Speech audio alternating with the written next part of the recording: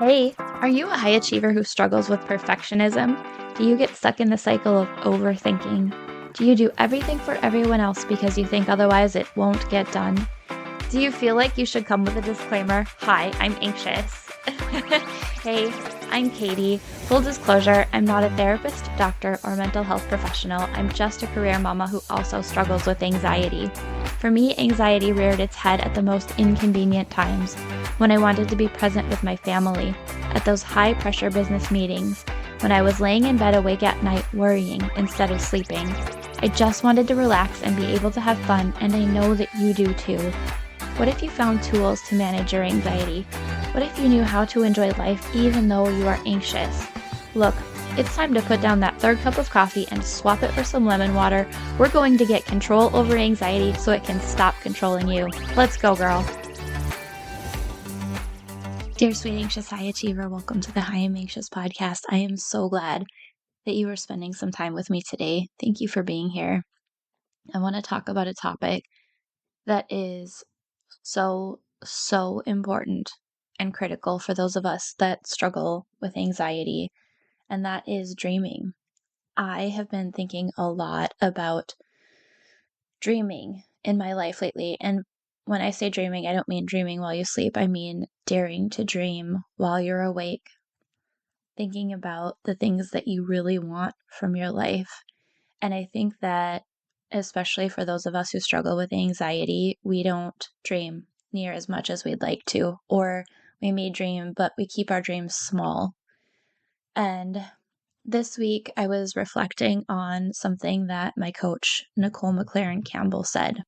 She said that fear will have you in contraction energy, and I can relate to this so much.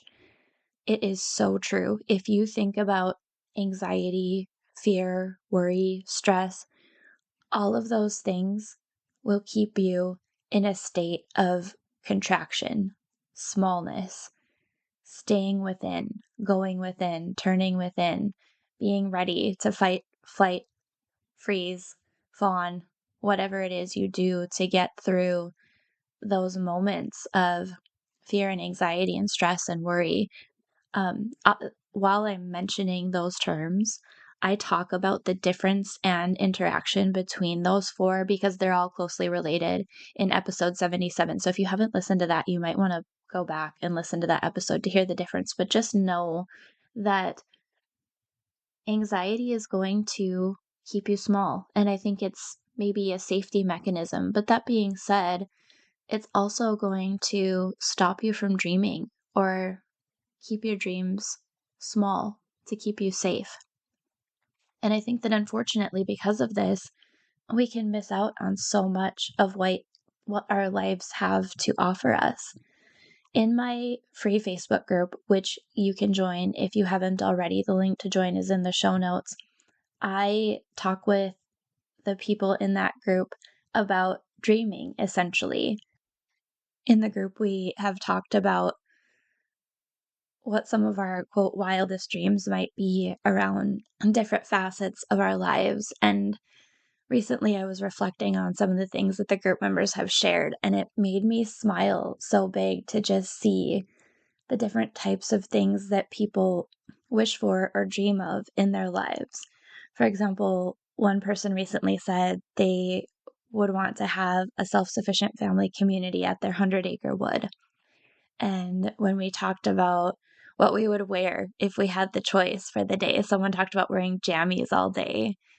We've talked about what you would want to do with your life if you could do anything. And someone mentioned being a wildlife biologist, and someone else talked about being a YouTuber. We've talked about how you would feel if you could choose how you would feel. And people mentioned happy, free, worryless. We talked about who we'd spend time with in our lives. And people talked about spending time with their kids. Or if you could just choose what time to get up every day without any outside forces upon you, like work or child commitments, what time would you get up? And it was fun to hear the range of times that people chose that they would get up for the day. We talked about how you do your hair if you could choose how to do your hair every day. And my dream was to just have beach hair every day. I love having beach hair. And I think that it's so fun and expansive to talk about our dreams, to be around others who are willing to talk about theirs. I think that when you hear other people talk about their dreams, it can inspire you to dream yourself, maybe think a little bigger or differently than you might otherwise. And I just love the energy that comes out of these types of conversations about how we would want our lives to be if we could actively choose rather than basing our lives on anxiety, stress, fear, worry, staying small, staying constricted, staying contracted, staying safe. What would your life look like otherwise? And sometimes these dreams might seem small, like wearing jammies all day, or sometimes they might seem really big, like traveling Europe. But no matter what, it can feel so good to talk about them and think about them. So I wanted to say this today to you, dear sweet anxious high achiever, because I want to encourage you to dream as much as you can. And I would encourage you to spend some time today. Don't put it off. Just a few minutes wherever you can. If you're taking a walk, driving in your car, maybe before your meditation, close your eyes and just dream. Dream about what your life would look like if you didn't have anxiety, fear, stress, worry driving it and keeping you small.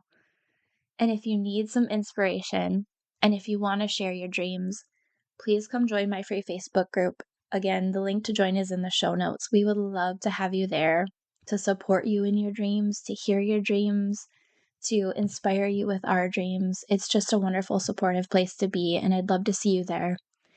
That's all I have for you today, sweet high achiever. Thanks so much for joining us, and I can't wait to talk with you next week. Hey friend, thanks for being here. Did today's episode help you feel more in control of your anxiety? Did it inspire you to rest or relax? Or maybe it challenged you to really look at why anxiety is a part of your life? If so, I'd love to hear from you. If you would take 30 seconds, pause this episode, scroll down in Apple Podcasts, and leave me a review, I would be so grateful. See you next week. Disclaimer, I am not a medical professional, and this podcast is not providing therapy or medical treatment. Contents of the podcast are for informational purposes only and are not a substitute for professional medical advice, diagnosis, or treatment. Always consult your healthcare provider with your health questions and concerns.